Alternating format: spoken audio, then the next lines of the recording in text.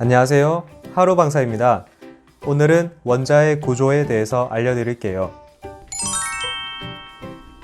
먼저 원자에 대해 배우기 전에 나는 방사선을 배우러 왔는데 왜 원자를 알아야지? 하고 생각하시는 분들이 계실 거예요. 원자를 알아야 하는 이유는 우리가 방사선이 발생하는 원리를 이해하기 위해서예요. 원자 안에서 일어나는 다양한 반응들이 곧 방사선 발생의 원인이 되어요. 이렇게 중요한 원자, 꼭 알아야겠죠? 원자는 물질을 이루는 기본 단위를 말해요. 즉, 더 이상 쪼개지지 않는 기본 입자를 원자라고 해요. 원자의 크기는 10^-14 정도 되고 그 안에 원자 핵 크기는 10^-14에서 15m예요. 원자 모형은 지난 시간에 보셨듯이 중심에는 양 전하를 띠는 원자핵이 있고 주변에는 전하를 띠는 전자가 있어요. 그리고 원자핵은 다시 양성자와 중성자로 나뉘게 되는데 얘네들이 원자 질량의 대부분을 차지하고 있어요. 중성자는 양성자와 거의 같은 질량을 가지고 있고 전하는 없어요. 원자는 원자핵의 양 전하량과 전자의 전하량이 같아서 정기적으로는 중성이에요. 이 말은 곧 양성자의 개수와 궤도전자의 개수가 같다는 말이에요. 원자 모형에는 궤도가 있는데 원자에게 가까운 궤도부터 알파벳 순서로 K각, L각, M각, N각의 기호로 불리고 이 궤도들을 따라 궤도전자가 운동을 하고 있어요. 안쪽 K각부터 각 궤도에 들어갈 수 있는 최대 전자수는 2n의 제곱만큼이에요.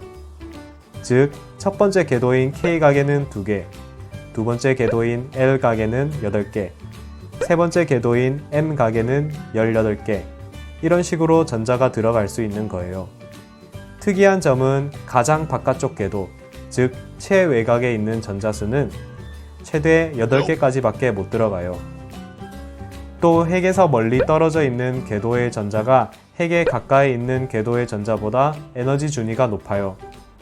만약 안쪽 궤도의 전자가 전리가 되어 그 자리가 비게 된다면 바깥 궤도 전자가 들어와서 채우게 되는데 그 에너지 준위 차이만큼의 빛, 특성 X선을 방출하게 돼요.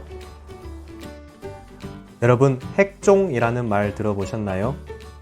핵종이란 원자핵 안에 있는 양성자의 수, 중성자의 수, 그리고 핵 에너지 상태로 구분되는 원자핵의 종류를 의미해요. 핵종은 원자 번호와 질량수로 규정되는데 표시하는 법은 다음과 같아요. 예를 들어 탄소 12의 경우 양성자 개수가 6개로 원자 번호는 6이 되고 양성자와 중성자 개수가 각각 6개로 합하면 질량수는 12가 돼요.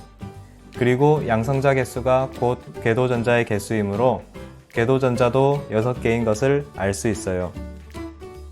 일반적으로 원자 번호는 생략하고 표시하는 경우가 많은데 이건 원소 기호만 봐도 원자 번호를 알 수 있기 때문이에요. 같은 종류의 원자는 원자 번호가 항상 같아요. 하지만 질량수는 다를 수 있습니다. 그래서 같은 원소이면서 질량수가 다르다는 걸 구별하기 위해 질량수는 꼭 표시를 해줘요. 예를 들면 탄소 12와 탄소 14는 같은 탄소로서 원자 번호는 6으로 같지만 질량수가 12와 14로 서로 달라요. 이런 걸 바로 동위 원소라고 하는데 이건 조금 이따가 설명해 드릴게요. 원자핵 속에는 양전하를 가진 양성자들이 있다고 했잖아요.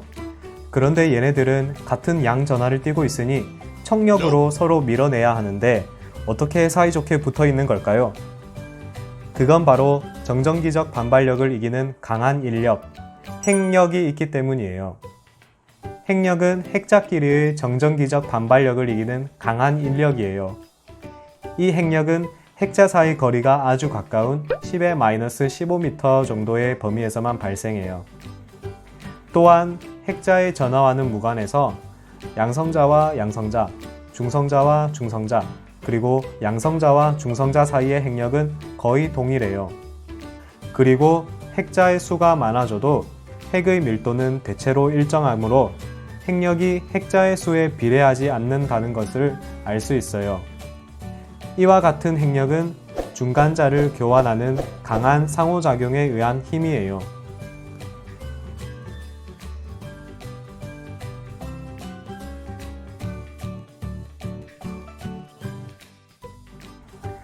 아까 원자는 10^-10승 정도의 크기라고 했는데 그렇다면 무게는 얼마나 되는지 궁금하시지 않나요? 우리가 보통 체중을 잴 때 킬로그램 단위로 표시하는 것처럼 원자도 무게를 잴 때 표시하는 단위가 있어요. 원자는 너무 가볍기 때문에 우리가 자주 사용하는 킬로그램이나 그램 단위로 표시하기가 힘들어요. 그래서 AMU 혹은 U라는 단위를 사용해요. 1U는 탄소 12원자 1개 질량의 12분의 1로 정의하는데 이걸 우리가 잘 아는 킬로그램 단위로換算하면 1.66 곱하기 10^-27승 킬로그램입니다. 또 이것을 에너지 단위로 환산을 하면 931.5 메브가 돼요. 요걸 계산하는 방법은 다음에 시간 나면 영상으로 하나 만들어 볼게요. 다음은 질량 결손에 대해서 알려드릴게요. 질량 결손이란 원자핵을 구성하는 입자들의 질량합과 원자핵의 질량의 차이를 말해요. 이게 무슨 말이냐면 예를 들어 원자핵을 구성하고 있는 양성자와 중성자 무게가 각각 1이라고 생각해 볼게요. 원자핵이 양성자 3개와 중성자 3개로 구성되어 있다면 질량은 당연히 6이 되어야겠죠? 하지만 실제로 원자핵의 질량을 재보면 4밖에 되지 않는 거예요. 이게 질량 결손이에요. 이만큼의 질량이 결손된 것이에요. 왜 그러냐면 이 중성자와 양성자가 원자핵을 구성하기 위해서 에너지와 질량의 동등성에 따라 이만큼의 질량을 에너지로 사용한 거예요. 마지막으로 동위원소에 대해서 알려드릴게요. 동위원소는 원자 번호는 같지만 질량수가 다른 핵종을 말해요.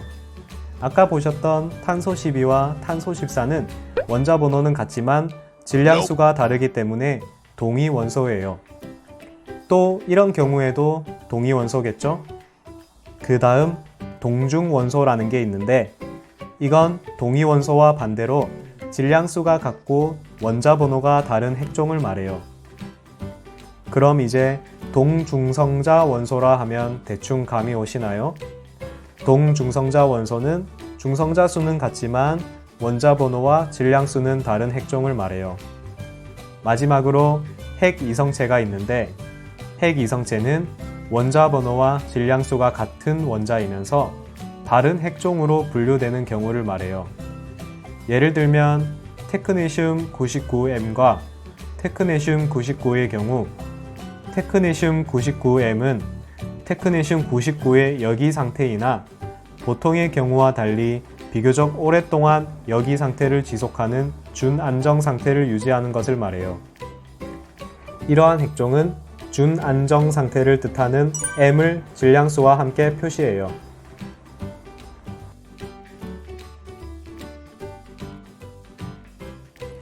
오늘 수업 어떠셨나요? 오늘 배운 것 중에 궁금한 게 있으시거나 방사선 관련해서 또 다른 게 알고 싶다면 댓글로 남겨주세요. 쉽게 설명해 드릴 수 있도록 노력할게요. 그럼 다음 시간에 봐요. 안녕.